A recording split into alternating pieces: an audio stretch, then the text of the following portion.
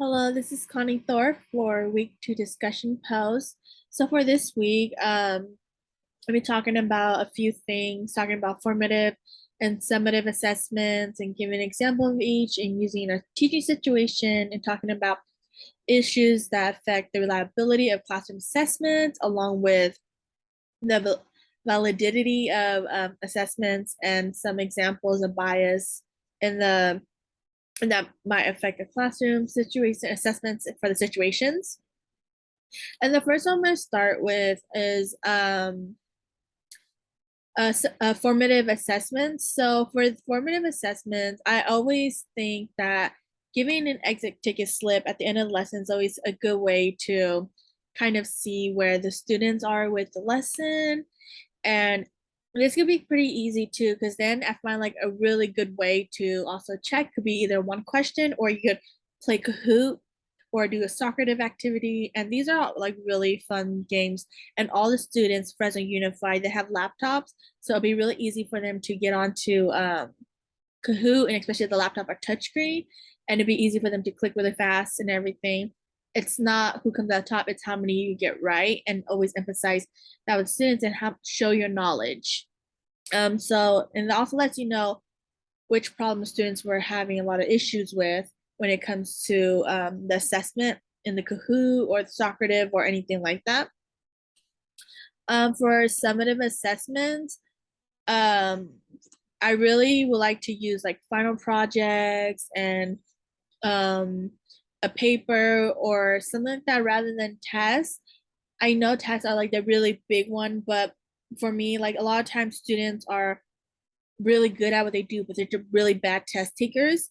So when you give them a final project to show their knowledge or something, and give that final project has variety of choices that they could choose from, I think that's really good for students to do a summative assessment because then they get to demonstrate their knowledge rather than a test. And like I said, not a lot of students are the best test takers.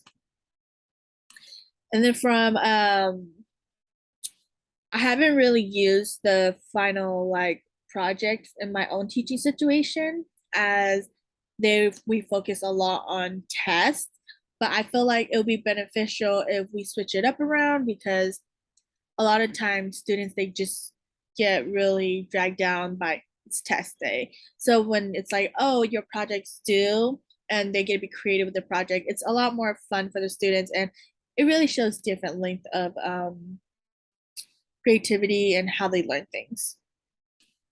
So there's some issues that could affect the reliability in these assessments are when you're getting the exam, but then we're constantly changing them and we're not making them be like the same with the same pattern and everything. Like one test might be only 5 points and one test is like 100 points. And we're not giving them reliable assessments. We're not keeping them within the same. So students are always wondering what's gonna be. We're not keeping it within the same score level.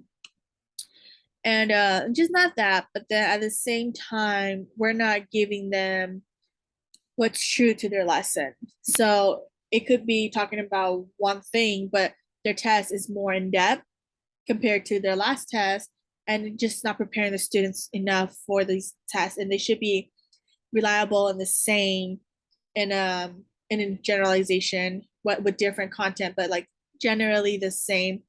So the students is nothing new to them. And then for the validity of the assessment, for something that an issue that could affect it, I would say, I'm sorry, excuse me. So when we do like reading comprehension sometime, it should not include any math. Or when we do math, it shouldn't include going in depth with too much of reading. Like reading does play a role in math, but we shouldn't be grading on them whether how good they annotate or anything. And we should be grading them how good they could show us the process when it comes to math, or when it comes to reading, how good could they show us how they got this information and not if they got the problem correct through using a mathematical term or anything. So it has to correspond to what it's going. And when we talk about this, it's more like is also is if the test is reliable. Because if it's not reliable, then you're going to have a really hard time proving its validity with it. So it corresponds with each other. Not only this, but some example of bias that I have experienced in assessment situation is when a teacher feels like, oh, this problem is too hard, so I'm just going to put it as extra credit, when that problem was the problem that was supposed to be the challenging problem and triggers students into the learning. Are they understanding more than what we taught them, or are they just understanding the basic of what we taught them? And when it like they feel like a lot of students feel like they just go, it's extra credit, and we're not, even though in the beginning it was never sought out as extra credit. And then I also noticed that when a lot of students were not happy with their scores or something, then teachers allow them to retake it, just because that student, it doesn't make sense that students is such a high has such a high score, and this week they did really low. So I think something happened. I'm gonna let them retake it, and by doing that, it gives that student a second chance to look at the problems again, figure out the problems already, and then take it. And it's not truthful to what they learned at the moment, and now they're just memorizing the questions and the answers. So I've experienced those biases that I have experienced with assessment situations. I'm not saying they're the one situation now, but it's just in general what I've seen happen. So though that's my discussion for this week. I hope you guys enjoy. If I could find that.